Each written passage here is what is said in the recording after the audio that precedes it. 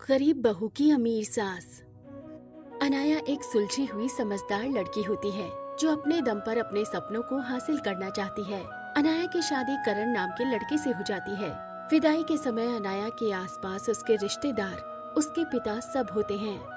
बेटा, तेरी शादी हो गई है अब। मुझसे जितना हो पाया मैंने तेरे लिए उतना करने की कोशिश की है। मैं अब यही उम्मीद करता हूँ कि तुझे ससुराल में भी कोई कमी ना हो। अनाया बेटी, तू मेरी अपनी बच्ची की तरह ही है, इसलिए मैं तुझे समझा रही हूँ। तेरी सास खुद इतनी पढ़ी लिखी और कामयाब है। मुझे तो नहीं लगता कि वो तुझे अपनाना भी चाहती है या नहीं, लेकिन तू शांति से अपने ससुराल में सब कुछ संभालने की कोशिश करियो। जी बुआ जी, मैं पूरी कोशिश करूँगी कि किसी को शिकायत का मौका ना दूँ। बेटा, मुझे पता है कि तुझे अपना नाम बनाना है। बड़ी फैशन डिजाइनर बनना था तुझे, लेकिन शादी के बाद भी तेरी जिंदगी रुकी नहीं है। तू अब भी अपने सपनों के लिए पूरी मेहनत करियो। जी पापा, आप सब जानते हैं कि मेरा बचपन से ही सपना है फैशन डिजाइनर बनने का, और मैं अपना सपना किसी भी कीमत पर नहीं जाने दे सकती। अनाया अपने घर से विदा लेती है और अपने पति करण के साथ ससुराल आ जाती है। अनाया, ये है तुम्हारा ससुराल। माँ जी कहाँ है? वो दिख नहीं रही। अरे तुम्हें तो पता ही है ना, माँ को कितना काम रहता है, उन्हें कहाँ ही समय मिलता है। पर हमारी शादी हुई है, थोड़ा समय तो निकालना चाहिए ना। तुम बिल्कुल सही कह रही हो, लेकिन माँ की जरूरत वहाँ ज्यादा थी। सब लोग सच ही कहते हैं। शायद माँ जी को मैं पसंद नहीं हूँ, तभी तो वो मेरे स्वागत के लिए रुकी तक नहीं। अपने बेटे की शादी से ज्यादा जरूरी एक माँ के लिए और क्या ही हो सकता है। वो इतनी अमीर हैं, उन्होंने सोचा होगा कि उनकी बहू भी अमीर घर से ही आएगी, लेकिन गरीब घर की बहू आ गई, इसलिए उन्हें मैं अब पसंद भी नहीं हूँ। अनाया अपनी सास से खुद ही दूरी बनाने लगती है, लेकिन अनाया को ये नहीं पता था कि उसकी सास को अनाया बहुत पसंद थी। माँ, आपको पता है, अनाया को बहुत बुरा लगा। आप हमारी शादी में भी नहीं थी, और ना ही अनाया का स्वागत करने के लिए। हाँ करण, बुरा लगना भी बनता है, लेकिन मैं भी मजबूर थी। फैक्ट्री में एक वर्कर के सर में चोट लग गई थी। मेरा साड़ियों का कारखाना है, इतने लोग काम करते हैं वहाँ, उनकी सबकी हिफाजत का भी तो मेरा ही काम है ना। अनाया को घर कैसा लगा? और हाँ, आज भी मैं शायद मिल ना पाऊँ, इसलिए तुम मेरी तरफ से बहू को ये हार दे देना। ठीक है माँ। अनाया अब घर को समझने लगती है, पर अब भी वो अपनी सास को समझ नहीं पाती। कुछ दिनों बाद घर का सब काम करने के बाद अनाया काफी बोर हो रही थी। ये मैं क्या कर रही हूँ? शादी भी हो गई, अब मैं अपना काम करना शुरू कर देती हूँ। मुझे पता है मेरी सास तो कभी मुझे सपोर्ट नहीं करेंगी, पर मैं उनसे छुपकर तो अपना काम कर ही सकती हूँ ना। अनाया अब सबसे छुपकर अपना छोटा सा फैशन ब्रांड बनाना चाहती है। अनाया काफी जानकारी लेती है और थक हार कर बैठ जाती है। मेरे पास तो पैसे ही नहीं है, मार्केट की भी इतनी समझ नहीं है, लोगो भी जरूरी है। चलो वो तो मैं जैसे तैसे खुद ही डिजाइन कर लूंगी, पर नहीं अनाया, शुरू तो कर तू। अनाया खुद से ही कम पैसों में सब शुरू करती है। 1 महीना निकल जाता है, अनाया के सब पैसे भी खत्म हो जाते हैं और उस पर कुछ कर्जा भी हो जाता है। हे भगवान, ये क्या हो रहा है मेरे साथ? मुझे तो उठाना था, लेकिन मैं गिर क्यों रही हूँ? अब कैसे करूँ, कुछ भी समझ में नहीं आ रहा। अनाया को कुछ समझ नहीं आता है, वो काफी परेशान हो जाती है। तभी अनाया की बुटीक में एक आदमी आता है। आपका नाम ही अनाया है? जी हाँ, पर आप कौन? मैंने आपको पहचाना नहीं। मेरा नाम राजीव है, और हमारे शहर का जो सबसे बड़ा होटल है ना, मैं उसका मालिक हूँ। मुझे अपने स्टाफ के लिए ड्रेस डिजाइन करवानी है, और वो चाहिए मुझे कम से कम 200 लोगों के लिए बनवानी है मुझे वो ड्रेसेस। 10 दिन में ही चाहिए। क्या 10 दिन में?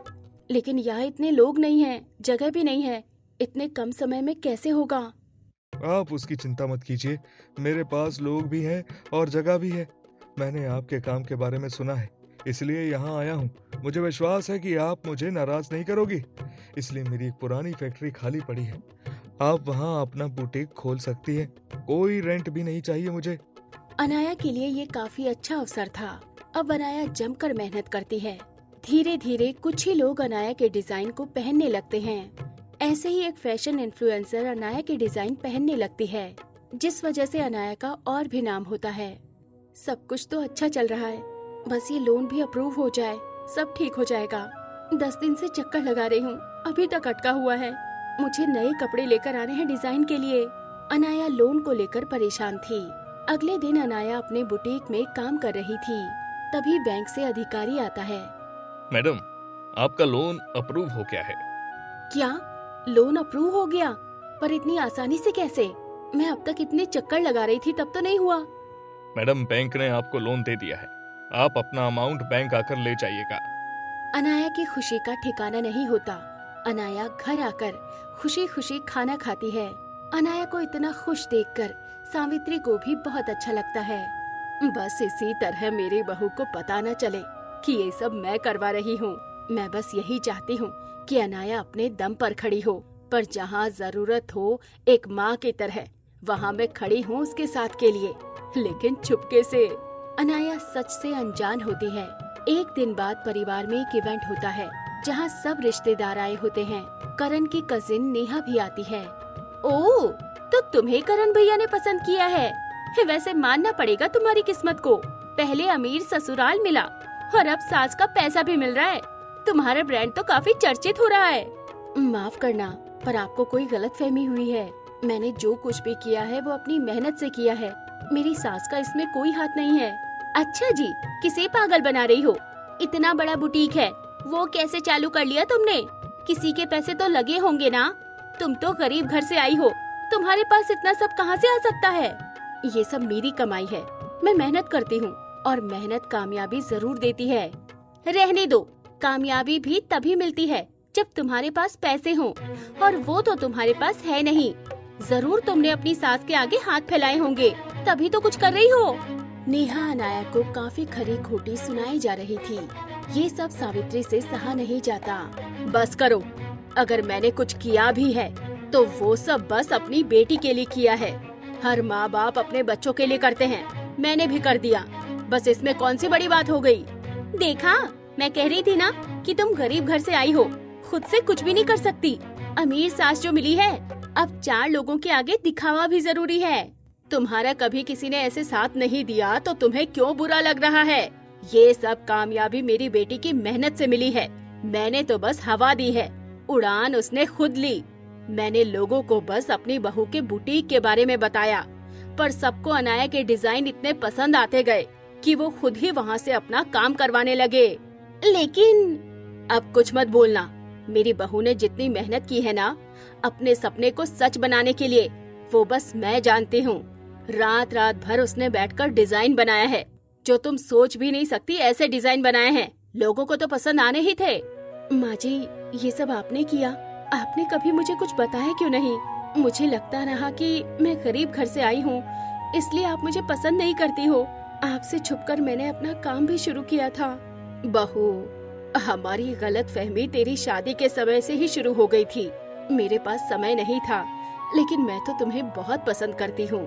बल्कि करण को मैंने ही कहा था कि तुझसे शादी करे। तुझ जैसी लड़की मेरे बेटे को कभी मिल ही नहीं सकती। माँ जी, आप बहुत अच्छी हो। मैंने आपके बारे में गलत सोचा, पर जो दिखता है वो होता नहीं है। अनाया अपनी सास को गले लगाती है। उन दोनों के बीच के सब गिले शिकवे दूर हो जाते हैं, जिसके बाद अनाया अपनी सास के साथ अपना काम और आगे बढ़ाती है। मोरल: कभी कभी असली प्यार दिखावा नहीं करता, वो चुपके से तुम्हारा हाथ थामे रखता है। जब तक तुम खुद